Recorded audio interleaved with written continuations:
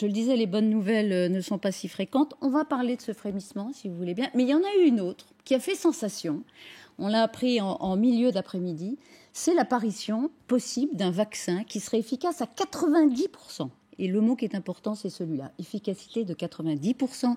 Cette annonce a été faite par le laboratoire américain Pfizer. C'est un gros laboratoire qui est établi sur tous les continents. Alors, bonne nouvelle, vous le diriez comme ça ? Ce sont des bonnes nouvelles et il faut s'accrocher à tout ce qu'on peut.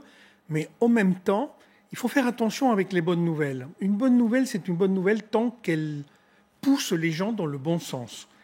Si c'est pour le frémissement, je pense qu'il ne faut surtout pas imaginer que l'efficacité des mesures a été suffisante pour commencer à imaginer que dans les jours à venir, nous allons avoir des nouvelles d'un déconfinement comme nous l'avions connu lors de la première vague. On va y revenir, on va s'y arrêter longuement. Et pour le vaccin, pareil.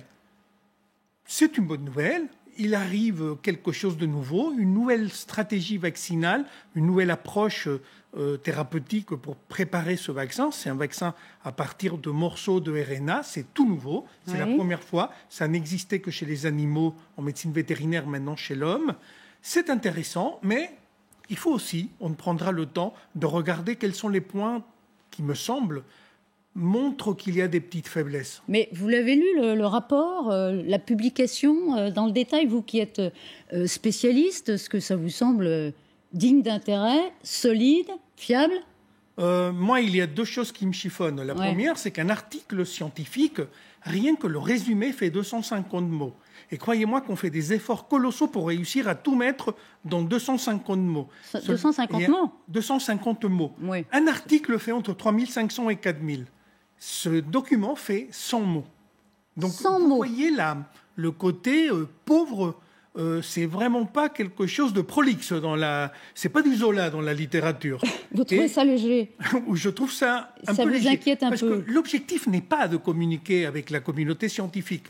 Et la deuxième chose qui confirme ce que je viens de dire, c'est que lorsqu'on lit le document, il parle de Pfizer et il vous dit qu'il est à la bourse de New York, il vous donne le code, et il parle de l'autre labo qui est une start-up allemande, et il vous dit qu'elle est dans le Nasdaq et elle vous donne le code. Attendez, vous êtes en train de nous dire que dans cette publication trop brève pour vous, de 100 mots, il y en a quand même quelques-uns qui incitent à aller acheter des actions Pfizer ?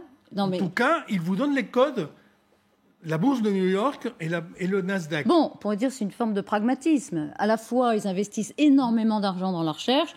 Ben voilà, une fois qu'ils ont trouvé quelque chose qui permette de faire avancer, en tout cas de freiner l'épidémie, ils veulent un retour sur investissement. Il y a 2 milliards qui ont été donnés par le gouvernement américain. Oui. Et il y a d'autres milliards qui ont été donnés aussi par d'autres boîtes. Je suis d'accord, mais c'est pour dire que nous sommes dans une analyse intermédiaire. Le protocole devait arriver à 196 cas. Là, on analyse, c'est-à-dire des contaminations prouvées de coronavirus.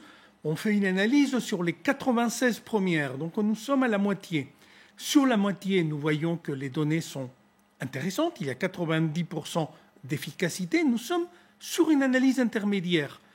Le protocole prévoyait 2 vaccins, une première dose de vaccin et une deuxième dose de vaccin 3 semaines après, et de contrôler le nombre d'infections 1 semaine après la fin de la deuxième dose, c'est-à-dire en un mois. Ça ne prouve pas donc que le vaccin protège à 2, à 3, à 4, à 5, à 6 ou à 12 mois. Je vais vous dire mon sentiment. Vous douchez un peu quand même notre enthousiasme. Mais enfin, vous êtes dans votre rôle.